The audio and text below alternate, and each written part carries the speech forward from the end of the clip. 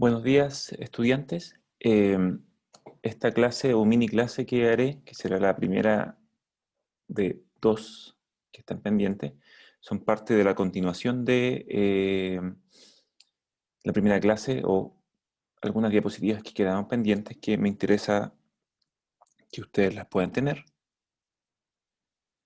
Así que vamos a comenzar. Esta pequeña primera parte son algunas diapositivas. Luego haré en una segunda instancia las diapositivas pendientes de las técnicas especiales. Respecto a esta imagen que están viendo acá ustedes, es lo más cercano a lo que tenemos en un procedimiento de radiología intervencional. En este caso es un procedimiento de cardiología intervencional. Así como ustedes ven, yo les mostré el otro día cómo lucía un pabellón sin pacientes. Bueno, acá tenemos bajo este campo estéril, créanme que hay un paciente, acá hay un médico intervencionista, hay ventanas plomadas, como en este caso, que protegen de la radiación dispersa al médico intervencional. Hay una serie de catéteres y guías que las vamos a conocer. Estos son alambres metálicos que nos permiten navegar por el cuerpo y los catéteres de alguna forma nos permiten hacer la angiografía. Hay sangre, ¿cierto? Propio de los procedimientos de cardiología o de angiografía, especialmente cuando hacemos accesos vasculares, como ustedes ven acá. Y la vista desde quien controla el equipo de angiografía es esta. En esta posición estoy yo, en donde tengo controles geométricos y controles de imagen. A la vez tengo una pantalla, la cual me permite acceder de forma directa a algunos menús que me permiten no salir de la sala cada vez, sino que bajo ciertas configuraciones yo puedo acceder a protocolos rápidamente por esta pantalla. Y obviamente tenemos la pantalla que está mirando el operador. El equipo nos entrega ciertos datos. Por ejemplo, en este caso estamos utilizando fluoroscopía, como ustedes ven acá. Sale el signo universal de la fluoroscopía y para cada pulso de fluoroscopía estamos utilizando 67 kV y 0.9 mA. La rotación en este caso es una rotación de 22 grados hacia la izquierda. Sabemos que si el receptor de imagen va hacia la izquierda, esto es oblicuo anterior izquierda. La angulación que se refiere a la inclinación craneal o caudal, en este caso es 0. O sea, solamente está inclinado hacia la izquierda 22 grados. La altura de la mesa dice que está en 0. Eso quiere decir que la estructura a angiografiar se encuentra en el isocentro. La distancia fuente-imagen, o sea, la distancia desde el tubo de rayos X, desde el foco que se encuentra abajo del paciente, hacia el receptor de imagen es 110 centímetros. Parámetros geométricos, ¿cierto?, que nos dan cuenta un poco de la geometría del haz de radiación, que siempre es bueno saberla. Y flight detector o campo de visión, en este caso es 27 centímetros. 27 centímetros propio de un paciente pediátrico. Esto es un paciente de cardiología intervencional. Cuando realicemos adquisición o cine, la cantidad de cuadros por segundo seleccionada en este caso es 15. Ese número indica. El tipo de fluoroscopía que estamos utilizando en este momento es baja. ¿Vale? La tasa de Kerma instantánea es 0.01 miligray por segundo, que es muy baja. Y este indicador de tiempo dice que se requieren 60 horas para alcanzar una dosis suficiente para generar un efecto determinístico en la piel. O sea, podría estar 60 horas trabajando en esta posición para llegar a 2 Gray. Y la dosis actual acumulada en un paciente, en este paciente pediátrico, es de 2 miligray con 4 minutos y 2 segundos de fluoroscopía. Es una técnica bastante baja, propia de un paciente pediátrico. Y obviamente la hora que fue adquirida esta imagen, las 10:14. Respecto a los controles que ustedes ven acá, controles geométricos, perdón, controles de imagen, tenemos algunas cosas. Esto lo acabo de nombrar, ¿cierto? Y acá tenemos botones que nos permiten cambiar el FOB, tipos de fluoroscopía, baja, media y alta, que lo comenté. Tenemos los filtros de compensación, que los podemos hacer aparecer o desaparecer. Y el control secundario de la colimación. ¿Sí? Ahora, los procedimientos de radiología intervencional no serían posibles sin el desarrollo de una técnica especial que les permitiría, o que nos permitió, ¿cierto? O les permitió a las generaciones anteriores, de alguna forma, eh, plantear estos procedimientos mínimamente invasivos. Hasta 1953, la angiografía con punción con aguja era un procedimiento establecido, eh, con una aguja particularmente grande. Riesgos y desventajas de esto. Antes de explicar esto, yo creo que es pertinente que veamos un video y no crean que me he equivocado, sino que les voy a mostrar un video de una película que probablemente ustedes han visto.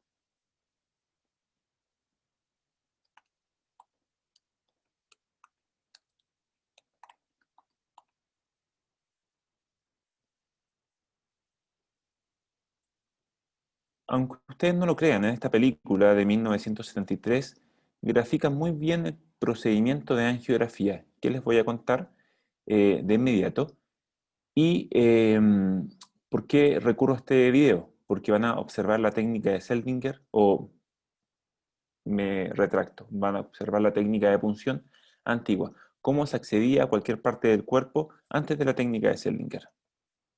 En este caso hay una paciente, ¿cierto?, que particularmente tiene una afectación que creen que puede ser de tipo cerebral. Finalmente se descubre, ¿cierto?, que eh, había un demonio, ¿cierto?, dentro del cuerpo. Eso era el argumento de la película.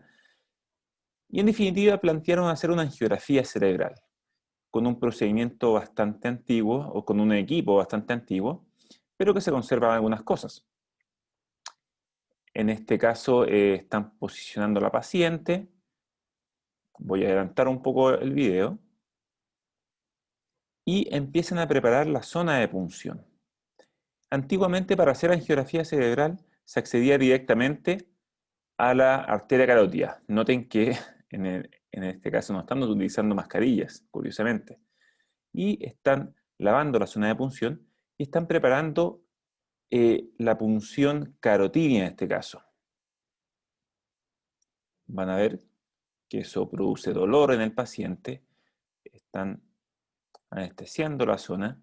Y ahora viene la aguja, que es una aguja particularmente grande, que esa aguja metálica va a quedar inserta en el paciente. Fíjense acá. Van a puncionar una arteria, por lo tanto, va a refluir sangre con cada pulso. Ok, sangre arterial. Y directamente están conectando, están pasando una guía metálica, perdón, un catéter. Sigamos viendo.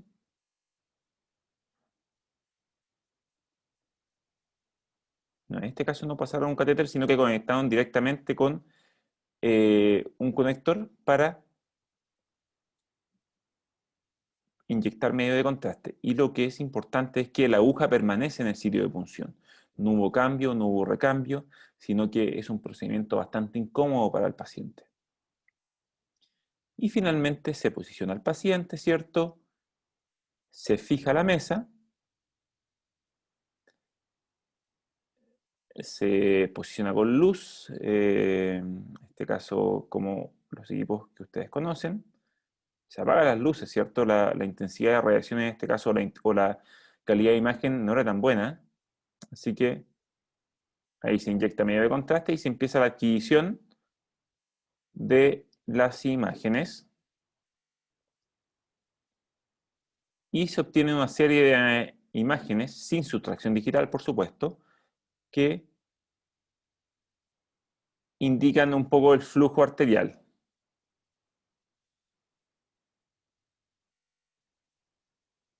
En este caso vemos una arteriografía cerebral sin sustracción cerebral y por supuesto no encontraron nada porque ese no era el motivo de consulta. Ahora, ¿por qué les mostré ese video?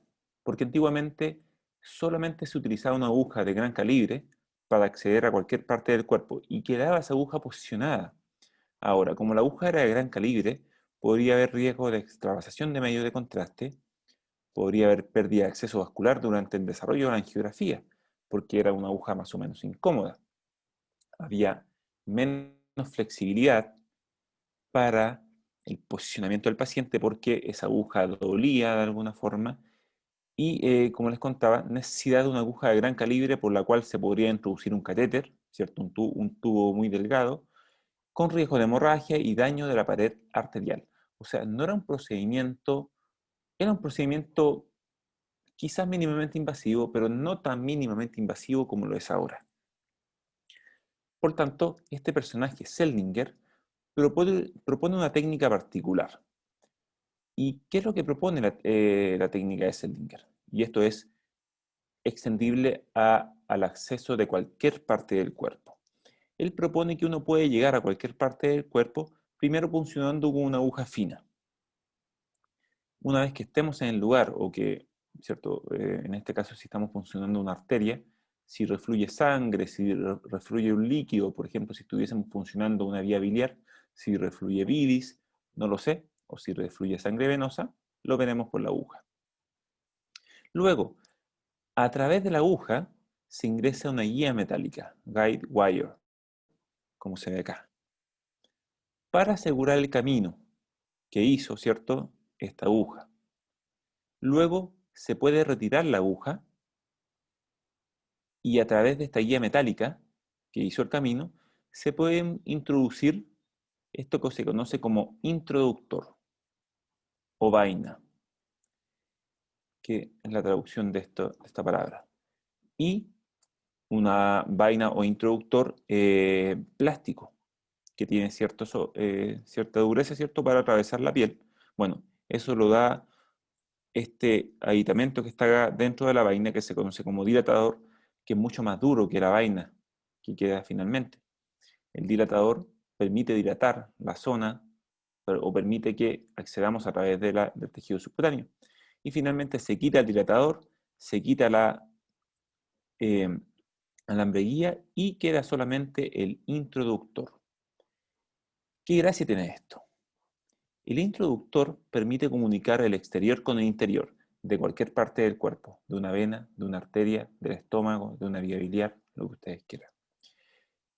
Este introductor, como ustedes ven acá, no sangra, y también lo ven en un paciente, no está sangrando hacia afuera, porque justo en este lugar hay una válvula que es una válvula hemostática, que no permite que salga sangre desde adentro hacia afuera, sino que permite el paso de afuera hacia adentro solamente. Y si quisiéramos lavar este introductor para evitar la acumulación de trombos o que siempre esté lavada el introductor, tenemos una llave lateral, ¿cierto?, que es característica de todos los introductores. Todos los introductores tienen una salida lateral por el cual nosotros podemos lavar este introductor, ¿cierto? Por lo tanto, ¿cuál es la ventaja de la técnica de Seldinger respecto a la técnica antigua? Que la técnica de Seldinger es una serie de intercambios entre aguja, alambre guía e introductor, que lo que permiten es que el agujero que va a quedar en la piel y en el órgano o en la arteria, en la vena, no sea tan grande. No sea tan grande, de tal forma que nos evitamos riesgo de extravasación, hay cierta flexibilidad en el posicionamiento del paciente, hay menos dolor en el paciente y de alguna forma la hemostasia posterior puede ser realizada con mayor facilidad. Es así como nosotros podemos acceder, por ejemplo, a una vía biliar, en el caso de un drenaje biliar percutáneo, podemos acceder tener un acceso vascular arteriado-venoso, podemos acceder al riñón, en el caso de una nefrostomía, podemos colocar un catéter central con reservorio subcutáneo, como ustedes ven acá, para tratamientos de quimioterapia. En fin, cualquier procedimiento que sea mínimamente invasivo se fundamenta en la técnica de Seldinger. De ahí la importancia de esta técnica. Esta técnica de Seldinger es transversal para todas las especialidades, para neuroangiografía, para cardiología intervencional, radiología intervencional, en fin, todas las especialidades que de alguna forma se fundamentan en el intervencionismo radiológico, en técnicas mínimamente invasivas, se fundamenta en la técnica de Selinger. Es así como nosotros accedemos a cualquier parte del cuerpo. Por ejemplo, en una angiografía cerebral, en donde el objetivo es angiografiar los vasos que forman la circulación cerebral, el acceso vascular más utilizado es la arteria femoral. ¿Y cómo se accede? Con técnica de Selinger. Y una vez posicionado este introductor, por ahí se acceden los catéteres que van a permitir la angiografía. Estos catéteres que yo estaba hablando son tubos o conductos delgados, muy flexibles, que van a ser introducidos en el cuerpo, con distintos motivos, ¿cierto? A veces con motivos para hacer angiografía, a veces con motivos para navegar por las vías biliares. En fin, los catéteres nos comunican el exterior con el interior. El interior son las puntas de los catéteres que van a estar dentro del cuerpo. A través de los catéteres podemos inyectar medicamentos, podemos inyectar medios de contraste, podemos inyectar suero, y todo esto porque son tubos o conductos delgados. Existen muchos tipos de catéteres en angiografía y hemodinamia, y probablemente el objetivo del curso no es que los conozcan todos. Vamos a conocer una serie de catéteres a medida que vayamos avanzando en el curso de radiología intervencional, y los vamos a conocer dependiendo un poco de la técnica que estemos analizando. Existen catéteres con agujero terminal y otros con agujeros laterales. Luego voy a explicar eso. Bueno, en realidad lo voy a explicar de inmediato. Todos estos catéteres que están acá son catéteres de agujero terminal. Y ustedes pueden ver que tienen distintas formas. Por ejemplo, en este caso tenemos un catéter que se llama catéter visceral, que es para justamente cateterizar vasos viscerales, como tronco celíaco, mesentérica superior, renales inclusive. Tenemos un catéter que se llama ring, que es como la mitad de un anillo. Tenemos un catéter que tiene la forma de una cobra y se llama catéter cobra. Tenemos un catéter que es el catéter Simmons, que tiene esta configuración particular. Tenemos este catéter que tiene una pequeña curva que lo conocen como vertebral. Adivinen para qué sirve. Para acceder a la arteria vertebral. En fin, todos estos catéteres tienen solamente un agujero distal. Y son catéteres útiles para hacer canulación selectiva de algún vaso circulatorio o alguna estructura en particular. Si tú quieres solamente canular selectivamente una arteria, vas a utilizar un catéter de agujero terminal. La parte proximal, ¿cierto?, permitirá comunicar el exterior con el interior del catéter. ¿Sí?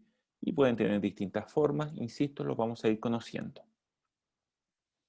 Mientras que hay otros catéteres, como este que está acá, que aparte de tener un agujero distal o terminal, tienen agujeros laterales.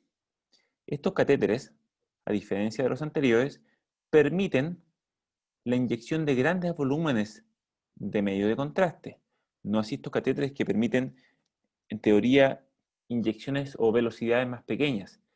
Estos catéteres de agujeros laterales permiten realizar angiografías de grandes volúmenes y grandes velocidades, propios para angiografiar, por ejemplo, el ventrículo izquierdo, las arterias pulmonares, el ventrículo derecho, toda la aorta en cuestión, y cualquier inyección que requiera alto volumen, alta velocidad, requiere un catéter de agujeros laterales. En este caso, este es un catéter muy utilizado que se denomina pigtail o cola de cerdo. Me imagino que ya saben por qué. Todos los catéteres, de alguna forma, tienen nomenclatura particular y uno tiene que conocerlos de alguna forma. Tienen algo que se conoce como el diámetro del catéter, que en este caso son 5 French. Les voy a explicar de inmediato a qué se refiere 5 French. Tienen un nombre en particular, que en este caso es vertebral. Tienen una longitud, que es importante conocerla. Tienen un diámetro máximo de guía metálica.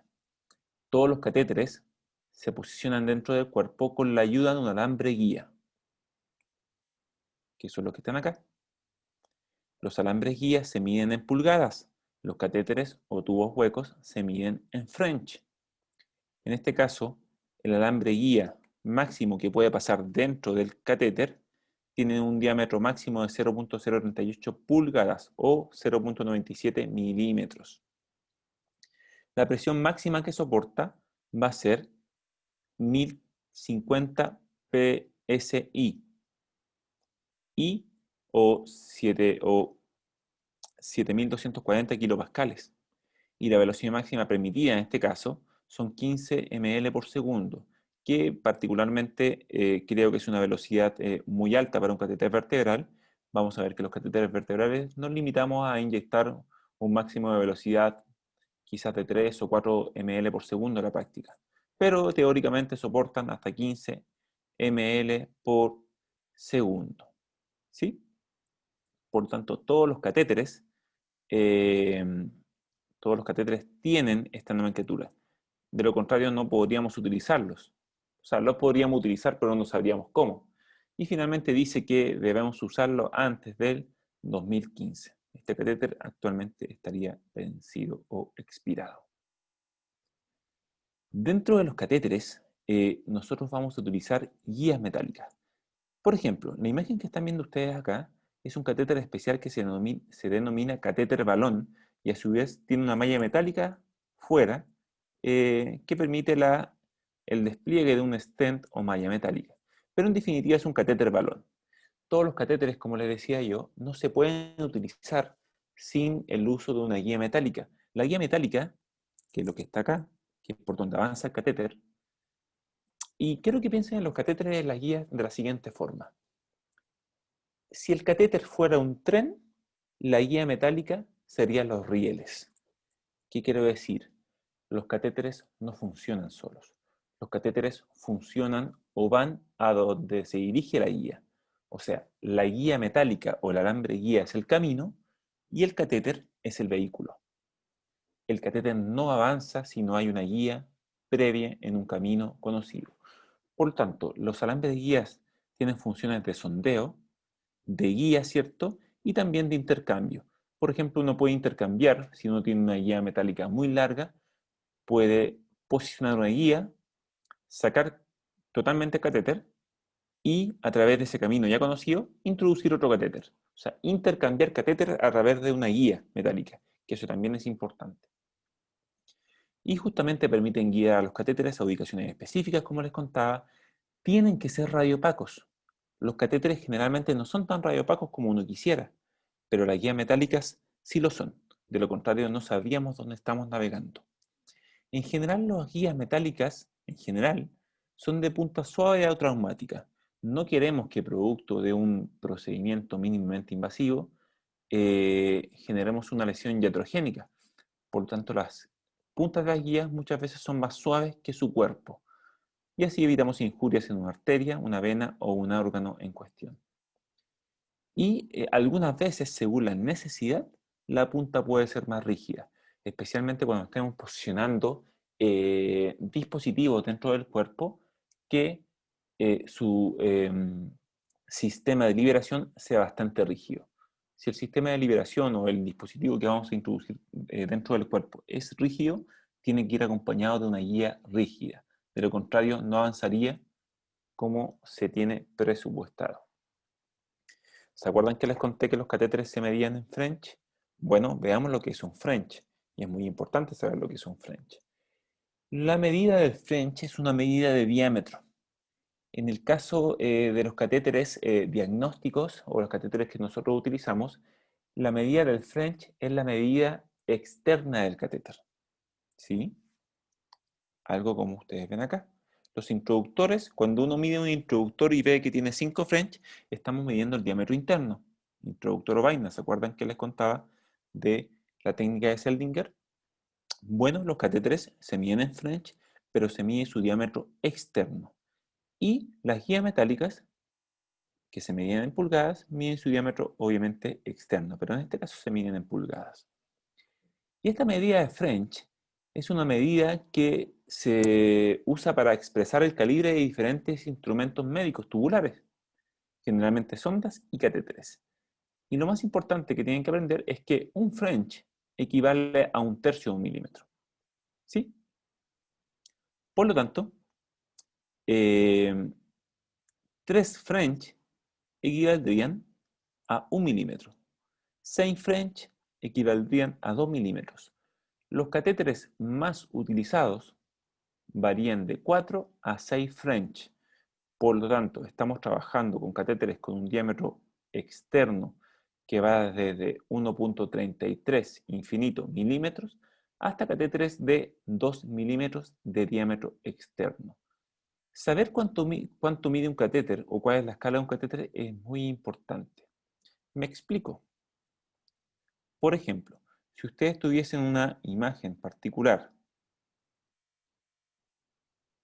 y tuviesen un catéter en la imagen, si tú sabes cuánto mide tu catéter en términos de French, tú le puedes enseñar a tu ordenador que la medida del diámetro externo de ese catéter tiene una medida conocida. Por ejemplo, en este caso podría ser 6 French.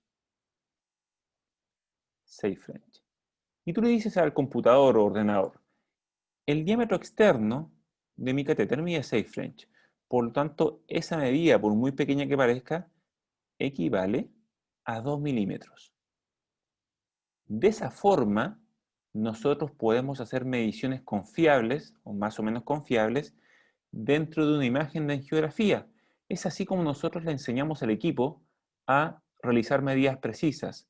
De esta forma nosotros podemos planificar procedimientos dentro del pabellón, podemos elegir los dispositivos, determinar distancias, en fin, y solamente sabiendo la medida de un catéter. Bueno, esa es una de las importancias. Otra importancia es que realmente tiene que haber una compatibilidad entre introductor y catéter. Si imaginas, estamos trabajando con un introductor de 4 French, 4 French, y elegimos un catéter de 5 French,